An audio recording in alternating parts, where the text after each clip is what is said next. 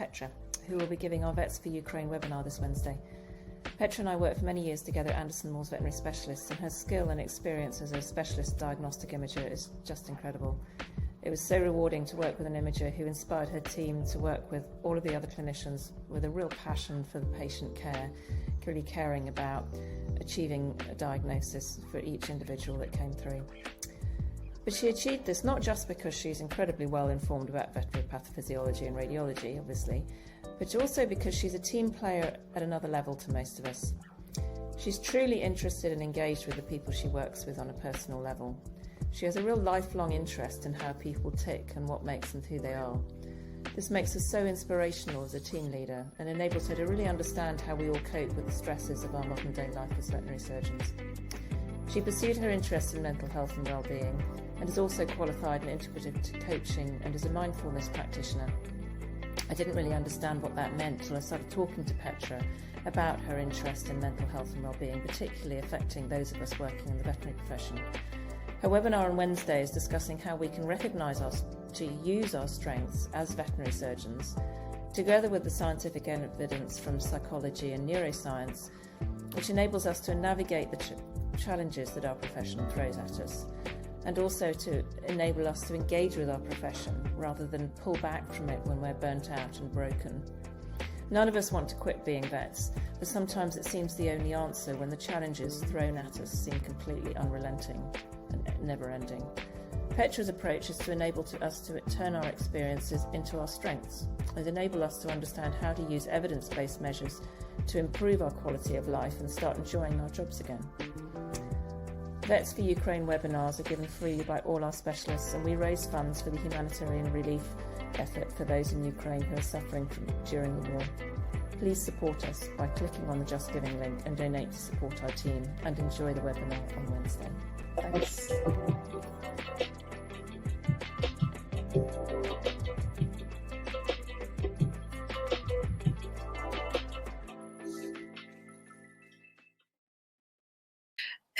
She's also an international coaching federation trained coach and a certified mindfulness practitioner. And tonight, Petra will not present a clinical oriented webinar, but will present a webinar dedicated to the well-being of vets. This is a very important topic, considering the very high percentage of mental health issues in our profession, and also the increasing percentage of our colleagues also attempting suicide, for example. So it's my pleasure. I'm super delighted to introduce you Petra Agthe. Before, Paolo, if we can see again the slide that you just posted. Before introducing her, I would like to remind you that you can certainly ask questions directly on our chat, as we always do, but also in order to maintain the privacy, the confidentiality, you can also, during the live, you can also send an email to Petra using this email address, contactingpetra@gmail.com, and Petra will read your messages, and maintaining them confidential, then she might answer your questions. So please feel free to send your questions directly in the live, or to send her your questions per email, which, by the way, will be also maintained. You could also contact Petra on this email also after the live, so in the next few days. So let's see if Petra is with us now. There she is. Good evening, Petra. Welcome. Welcome. Nice to have you here. I'm very delighted, very happy to have you here. Petra and I didn't know each other before the beginning of this series of webinars. I have known Petra when we started to organize this initiative with Vets for Ukraine 2022, and I must say that I was really impressed by her enthusiasm in helping. Her participation in this initiative has been amazing. So I would like to thank you, Petra, for all your help until now, for your support. And I'm really, really grateful and honored to have you here with us this evening. So, you're not speechless. Well, not completely, but thank you very much, Daniela. And also, I think it's likewise. I think you're doing an incredible job, and the man backstage, Paolo. I think you two are doing really a wonderful job. So. It's very funny because all the speakers. So Paolo says, "I love you, Petra." So all the speakers are really. They assist always to really intense and Mediterranean discussion between Paolo and I, and they all laugh, and they sometimes they are scared because we can be loud. So, but this is us. So is our Mediterranean Italian nature. So, Petra, so you are a radiologist. You are a specialist in diagnostic imaging. But you are also a certified trainer and a coach, life coach.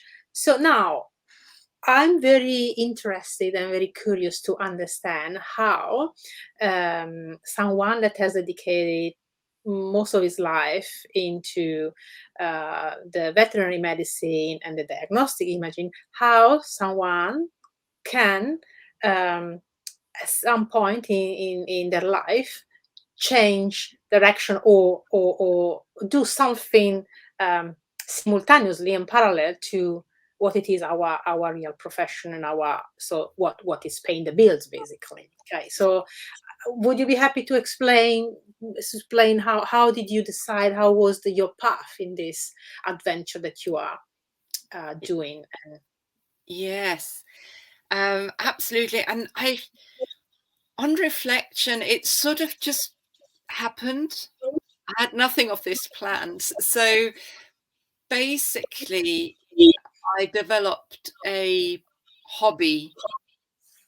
This was my hobby, because I'll explain in the presentation. So without taking too much away, as I said in the little video that I sent in earlier on, I have had my own challenges, and I am very interested in how the human mind works, as Davina said, because I noticed I'm doing a job as a radiologist, and that is a very sort of cognitive job. We do a lot of thinking, whereas your surgeons do a lot of magic handwork. So we surgeons, we are stupid. So we are so stupid. No. It's not.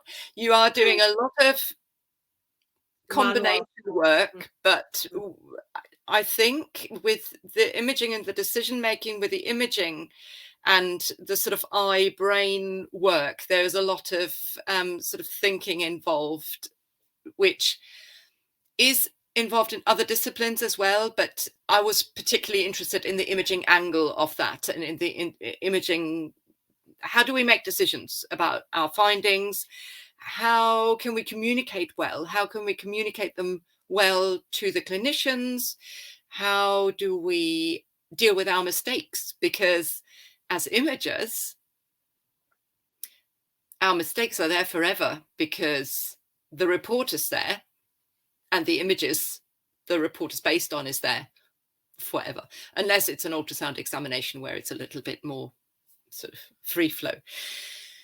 So those that I found really interesting, and I never really knew myself particularly well, I don't think, and I just sort of wanted to find out a bit more about myself and how I work. And as I said in the video, at some point I actually wasn't quite sure I wanted to be a vet, because I got incredibly stressed at my job and just thought there must be something easier to do. So anyway, so I engaged in lots of training, and then eventually and read a lot. And what made me in the end do the training was that I had a really, really tough year in 2020. So there was obviously COVID, but I also had my dad died. I needed a major operation. And then we had loads and loads of, well, team transitions at the practice. So it was a really, really difficult time. And I realized how much more resilient I had become with putting all the work into sort of into myself in a way. So that then really motivated me to find the time to do the additional training. I don't know if that answered your question. Absolutely. So I was interested in which type of training did you do? So did you have to go abroad? Did you do it in the UK, or how did it work? So yeah, so it was in COVID times, or during COVID times. So it was all online provided. The training I did previously, so I had my own, I attended mindfulness courses, I attended mindful self-compassion courses, and sort of some other things as a meditation retreats. That was just sort of as the hobby, but the actual training that was online, the certified mindfulness practitioner training and the coach training, that was all online. So for other colleagues and people that are following us that would like to do the same path, what would you recommend? What would they need to do to follow your? Well, I think it's very individual, because we are all different, and what works and what resonates with one person doesn't necessarily resonate with another. So I would say try out what you find is good for you, or what you find interesting, what you find intriguing. Make sure you find a responsible and a how would you say, professional provider. So I trained for it. What was quite important for me was that the coach training was done through a reputable organization. And I particularly chose a company who specializes in incorporating acceptance and commitment coaching, which is something I'm going to explain at the end of the lecture. So I won't go into that, but it's a very specific type of coaching, which I was interested in. Just a reminder, the one thing to remember is about social connections, and asking for help is a sign of resilience. And a reminder about the resources that are available to us as vets and as humans if we need it. And then finally, just to say, if you are interested in mindfulness, I've teamed up with Steph Sorrell from the Mindful Vet, and we offer free drop-in mindfulness sessions. And you can find the links on the various social media platforms. I think Steph is also on Instagram. So it's a very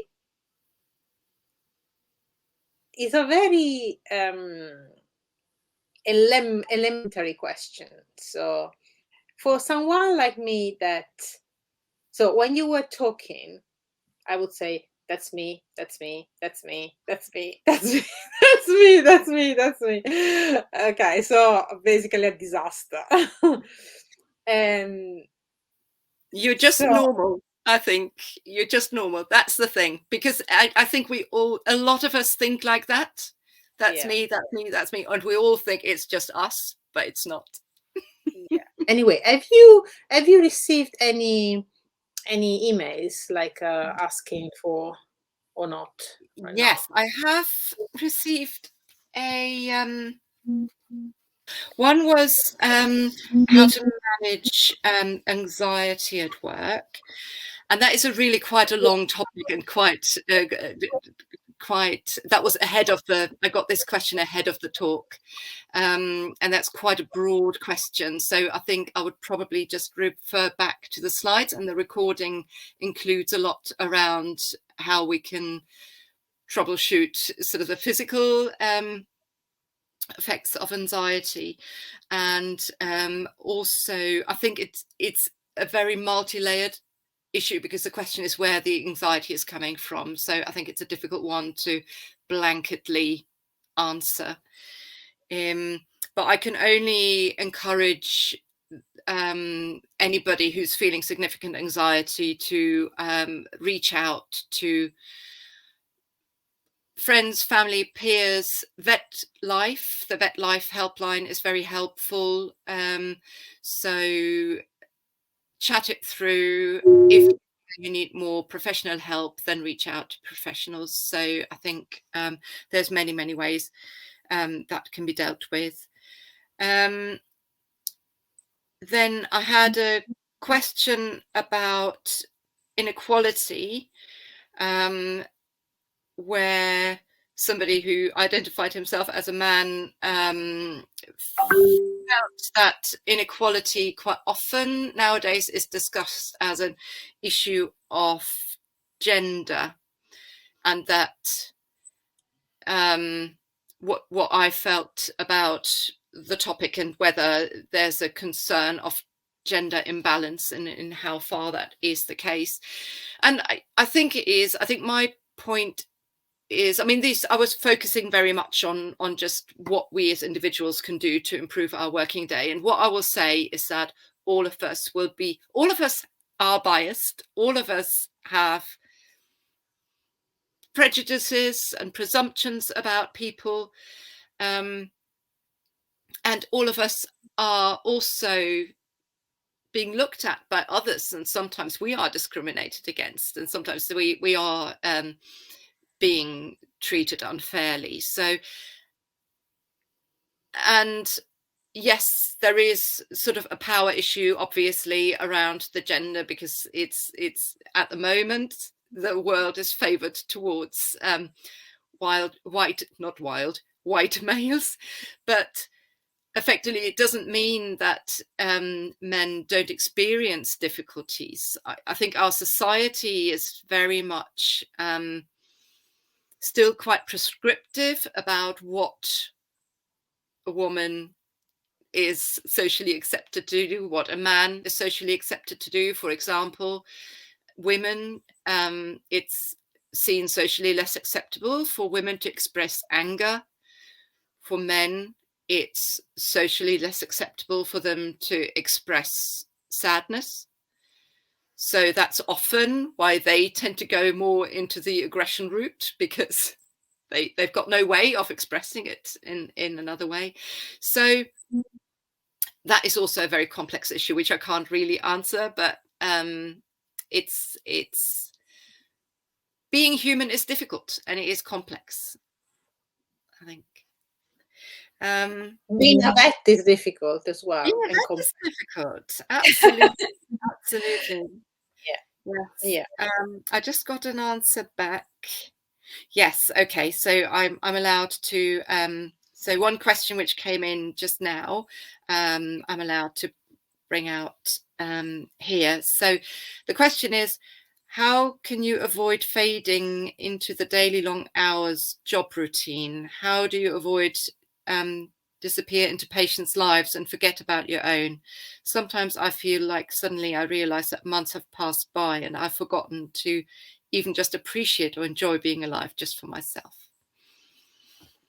Yeah. Very true. Very true. Very true. This goes with being a vet is difficult, even because also the experiencing the aggressivity and the passive aggressivity also of the owners, the patient's owners. So for them, you have to be always there. I don't know if for imaging is the same, but for our surgeons, yes. A secret. One of the reasons why I became an imager was because I found it emotionally quite difficult to. I think the thing to say is that clients also face the same difficulties. I think they are under a lot of stress as well, and I think it comes back to this human to human thing. So clients have difficult lives, we have difficult lives, but I absolutely agree that the Long hours don't help here. I completely agree. And the thing is that, again, how can we avoid to be sucked into that? I think self-awareness. I think sometimes in some circumstances we can't change it. So if we're doing a residency, if we're just in the beginning of our jobs, if we need to pay off a mortgage, sometimes we can't really change things, but it's important, I think, within our means to carve out little bits of freedom. So all I can say, my heart goes out to everybody who's feeling like that. And I think there's 2 layers though, actually. And thank you, Christina, for your feedback. There's 2 layers. One is that also sometimes we don't say no to ourselves enough. Sometimes we're so caught up in our ambitions and in our willingness to just chase after our goals that we lose ourselves in there as well. So it's not always the external pressures, it can be internal pressures as well. So all I can say is try to carve out your little bits of freedom. Look into yourself. What do you want? Next time you go on holiday, next time you've got a weekend, sit down and work out what is important for you. What is important to you in your life as a whole? How can you see yourself reaching a balance? And there are ways to do it. There are ways to do it. It's not always easy. But if you need help, there's loads of great forums around there. There's loads of discussions in the veterinary profession. Long working hours. I always say the one single thing which would help with the quality of life of vets would be work time regulations. That is the one thing which I think would make a big difference.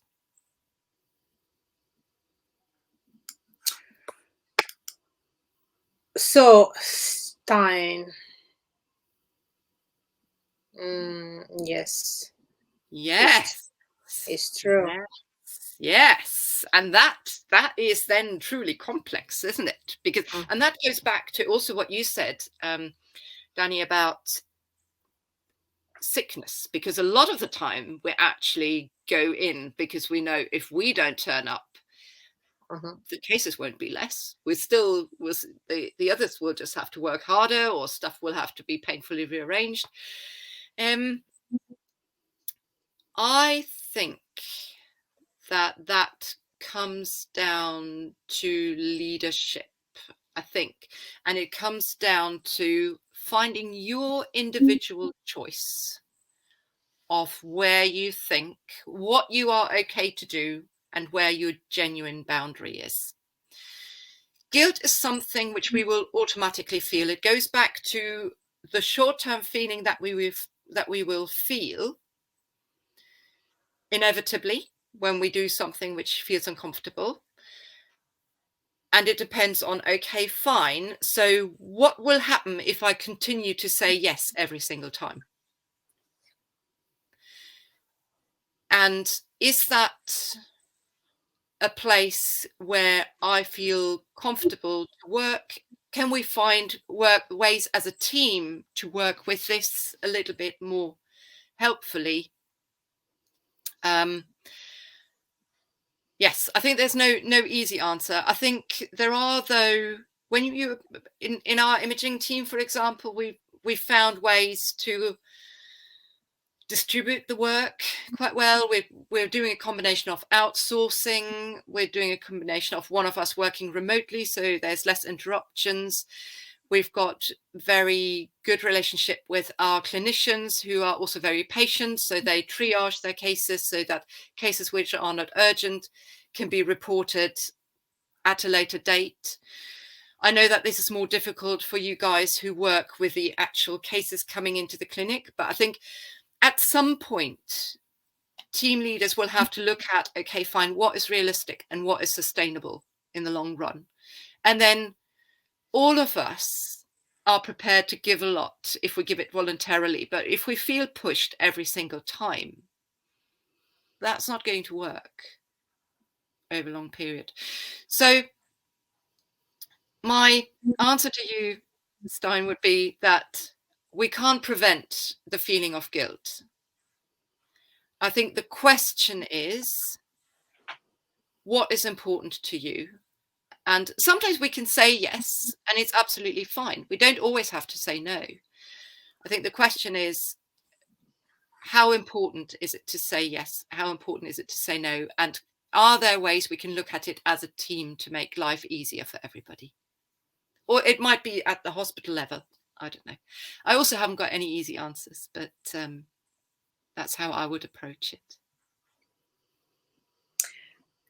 Thank you, Petra. And let's remind to everyone why we are here with Petra tonight is because we want to collect some money to send to Ukraine via the British Red Cross. So please, if you have enjoyed this webinar, feel free to donate a little amount, a big amount, anything you can, so that we can help our friends and colleagues in Ukraine affected by the war. Elliot Pye. Elliot. So, thank you, Elliot. You know Elliot because yes, Elliot was a rotating intern, and he's now anesthesia intern in Edinburgh, I believe. Edinburgh. Oh, hi, Elliot. Good luck for your future. I might have got it wrong. Anyway, he's and he's very nice. So thank you. Oh, Joe, thank you. Thank you. Virtual hug. Yes. Virtual hug. Thank you. Let's see if there's anyone else, Paolo, before we say good night to everyone. Have we got any other comments or questions? No. Petra, so I think we have had a beautiful and great evening. So we have been here like 2 hours, 2 hours and 10 minutes, which is a long life. So it was again a great pleasure to have you with us, and I hope that our friends on the other side of the camera have enjoyed, and I hope that they have taken home many helpful messages from your webinar. And I'm sure we will probably, I don't know, I'm saying it, we will probably have you again here with us talking about something on well-being again. But for the moment, I think we are, I think it's time to say goodbye and to let people to go to bed or to go to their family. So thank you very much, Petra. A lot of kisses, a big virtual hug, and thank you to everyone on the other side of the camera. And we will see each other again on 9th of May with Elisabetta Mancinelli and with the topic anesthesia in rabbits. So good night, everyone, and thank you for joining us again. Donate. Bye-bye.